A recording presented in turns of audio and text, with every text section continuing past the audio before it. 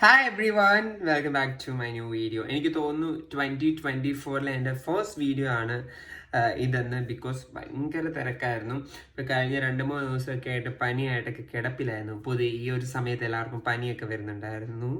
അപ്പോൾ എനിക്കും പനിയൊക്കെ കിട്ടി. അപ്പോൾ ബേസിക്കലി കുറച്ച് ദിവസമായിട്ട് അല്ലെങ്കിൽ കുറച്ച് നാളായിട്ട് കുറേ ഫ്രണ്ട്സും ഇൻസ്റ്റഗ്രാമിലൊക്കെ മെസ്സേജ് വരുന്നുണ്ടായിരുന്നു. ഫിസിയോതെറാപ്പി പഠിക്കുന്ന ഓത്താണോ ഫിസിയോതെറാപ്പി എന്നും കൊണ്ട് നമുക്ക് ആവശ്യത്തിലധികം ഇൻകം കിട്ടാൻ പറ്റുമോ, ഒരു ഹോസ്പിറ്റലിൽ 5-6 ഫിസിയോസ് അല്ലേ ഉള്ളൂ, നമുക്ക് ജോലിയൊക്കെ കിട്ടുമോ എന്നൊക്കെയുള്ള സംശയങ്ങളൊക്കെ ചോദിച്ച് കുറച്ച് പിള്ളേരെ നമ്മൾ ഇൻസ്റ്റഗ്രാമിലും യൂട്യൂബിലൊക്കെ കമൻ്റ് ഒക്കെ ഇട്ടായിരുന്നു. അപ്പോൾ അവരുടെ ഡൗട്ട് ക്ലിയർ ചെയ്യാൻ വേണ്ടി മാത്രമാണ് ഈ വീഡിയോ.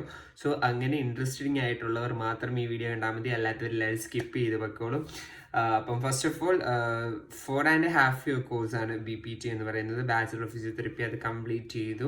ഞാനും നിങ്ങളെപ്പോലെ ഫസ്റ്റ് ഇയറും സെക്കൻഡ് ഇയറും തേർഡ് ഇയറും ഫോർത്ത് ഇയറും ഇൻറ്റേൺഷിപ്പൊക്കെ കഴിഞ്ഞിട്ടാണ് ഈ ഒരു ഫിസിയോതെറപ്പി പ്രൊഫഷനിലേക്ക് വന്നത്. എനിക്ക് ഭയങ്കര കൺഫ്യൂസ്ഡ് ആയിരുന്നു, ഭയങ്കര സങ്കടമായിരുന്നു. ബിക്കോസ് ഇതൊക്കെ പഠിച്ചു കഴിഞ്ഞാൽ ജോലി കിട്ടുമോ എന്നൊക്കെ വിചാരിച്ച ഒരാളാണ് ഞാൻ. ഈവൻ ഇൻറ്റേൺഷിപ്പിന് പോലും ഞാൻ എൻ്റെ ജൂനിയേഴ്സിനോട് പറയായിരുന്നു ഞാൻ നിർത്തി പോവുക, റിസൈൻ ചെയ്ത് പോവാന്നൊക്കെ. ബട്ട് വൺസ് എനിക്ക് തോന്നുന്നു ഞാൻ കോഴ്സ് കഴിഞ്ഞ് വീട്ടിൽ വന്ന 2 ആഴ്ചക്കുള്ളിൽ തന്നെ എനിക്ക് ഒരു ക്ലിനിക്കൽ ജോലി കിട്ടി. നമുക്ക് മെയിനായിട്ട് ക്ലിനിക്കൽ ഹോസ്പിറ്റൽ സെറ്റപ്സിലും ജോലിക്ക് കയറാം.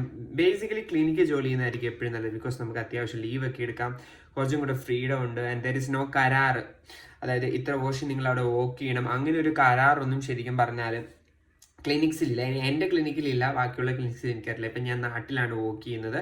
എനിക്ക് 15,000 സാലറി ഉണ്ട് 1 month. അപ്പം അതേപോലെ തന്നെ PCs ഉണ്ട്, അതായത് പേഴ്സണൽ കേസ്.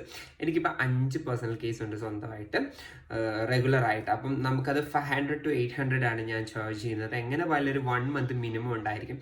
അപ്പോൾ ഈ ഒരു 15,000 പ്ലസ് ഈ ഒരു PC, അതായത് നമ്മൾ ചാർജ് ചെയ്യുന്ന പോലെ ഇരിക്കും. ആൻഡ് ഇപ്പോൾ ദ കണ്ടീഷൻ സ്ട്രോക്കിനൊക്കെയാണെങ്കിൽ നമുക്ക് 800 ഒക്കെ വരെ നമ്മൾ ഈ ഒരു ഇടുക്കി, ഈ ഒരു കട്ടപ്പന, ഈ ഒരു ഹൈ റേഞ്ച് നമ്മൾ ചാർജ് ചെയ്യാറുണ്ട്. ആൻഡ് എനിക്ക് തോന്നുന്നു കണ്ണൂർ, കാസർഗോഡൊക്കെ നിങ്ങൾക്ക് അതിലും ഏൺ ചെയ്യാം, എറണാകുളത്ത് അതിലും ഏൺ ചെയ്യാം.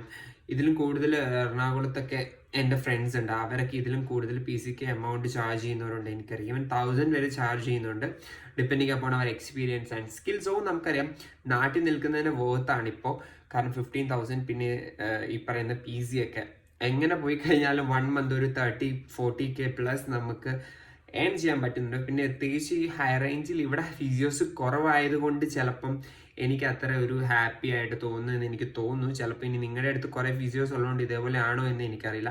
ഇനി നാട്ടിൽ നിൽക്കാൻ താല്പര്യമില്ലാത്തവർക്ക് ഒരുപാട് ഓപ്ഷൻസ് ഉണ്ട്. നിങ്ങൾക്ക് ഹയർ സ്റ്റഡീസിന് കുറേ കൺട്രീസിലേക്കൊക്കെ പോവാം. ഇപ്പം ഡയറക്റ്റ് ജോബിന് UK, അയർലൻഡ്, അതേപോലെ തന്നെ ഓസ്ട്രിയ, ജർമ്മനി ഒക്കെ ഡയറക്റ്റ് നമുക്ക് വർക്ക് വിസ തരുന്നുണ്ട്. സോ ഈവൻ നിങ്ങൾക്ക് ജോലിക്ക് പുറത്തോട്ടൊക്കെ പോകണമെന്ന് ആഗ്രഹമുള്ളവർക്ക് അതൊക്കെ ട്രൈ ചെയ്യാം. ഐ തിങ്ക് എക്സ്പീരിയൻസ് അത്ര മാൻഡേറ്ററി അല്ല. ഈവൻ നമ്മുടെ പ്രോസസ്സിങ് ഓരോരോ രജിസ്ട്രേഷൻ ഉണ്ട്, ആ ഒരു രജിസ്ട്രേഷൻ ചെയ്ത് കഴിഞ്ഞാൽ നിങ്ങൾക്ക് കിട്ടും. ഫോർ അയർലൻഡ് ഐ തിങ്ക് ഓരോ രജിസ്ട്രേഷൻ ആണ്. And for UK HCPC, Germany, ഓസ്ട്രിയയിലേക്കും ആ ഒരു ലാംഗ്വേജ്, ജർമ്മൻ ലാംഗ്വേജ് ക്ലിയർ ചെയ്ത് കഴിഞ്ഞാൽ നിങ്ങൾക്ക് ഡയറക്റ്റായിട്ട് ജോബ് കിട്ടും. സോ ഒത്തിരി ഓപ്പർച്യൂണിറ്റീസ് ഉണ്ട്.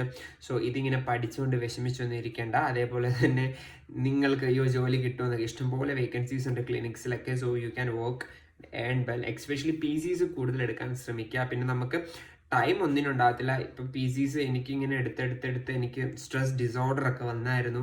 സ്റ്റൊമക്കിന് കുറച്ച് പ്രോബ്ലം ഉണ്ടായിരുന്നു സ്ട്രെസ് കാരണം. അതേപോലെ കറക്റ്റ് സമയത്ത് ഫുഡ് കഴിക്കാത്തതിനും അതൊക്കെ ഞാനിങ്ങനെ മെഡിസിനൊക്കെ കഴിച്ച് ഓവർകം ചെയ്തുകൊണ്ടിരിക്കുകയാണ്. സോ അങ്ങനത്തെ കുറച്ച് പ്രശ്നങ്ങളുണ്ട്. അതിൻ്റെ വേറൊരു വീഡിയോ ഞാൻ ഇടുന്നതായിരിക്കും. So it's a very good course. And തിരുമെന്നൊക്കെ പറയുന്ന വിവരമില്ലാത്ത ആൾക്കാരാണ്, വസന്തങ്ങളാണ്, അവരൊന്നും മൈൻഡ് ആക്കണ്ട. നിങ്ങൾ നിങ്ങളുടെ വഴി മുന്നോട്ട് പോയിക്കോട്ടെ. So it's a very good profession, but as compared to other medical profession, I will always say കുറച്ച് ഇതാണ്. ബിക്കോസ് മെഡിക്കൽ പ്രൊഫഷനിലെ ഏറ്റവും ബെസ്റ്റ് കോഴ്സ് ഏതാണെന്ന് ചോദിച്ചു കഴിഞ്ഞാൽ ഞാൻ നഴ്സിംഗ് ആണെന്ന് തന്നെ പറയത്തുള്ളൂ. ബിക്കോസ് ലോട്ട് ഓഫ് ഓപ്പർച്യൂണിറ്റീസ് ഉണ്ട്. So as A physio or physio studying students ഇത് നിങ്ങളെല്ലാവരും അറിഞ്ഞിരിക്കണം. അപ്പോൾ ഈ ഒരു വീഡിയോ നിങ്ങളുടെ ഫ്രണ്ട്സിനൊക്കെ ഷെയർ ചെയ്യുക. ഒന്നും പേടിക്കേണ്ട, ഇഷ്ടംപോലെ വേക്കൻസീസ് ഉണ്ട്. അപ്പം ഓൾ ദ വെരി ബെസ്റ്റ്. ആരും ടെൻഷൻ അടിച്ചിരിക്കുന്നത്. അപ്പം വീണ്ടും ഒരു വീഡിയോ കാണുന്നവരേക്കും ബൈ.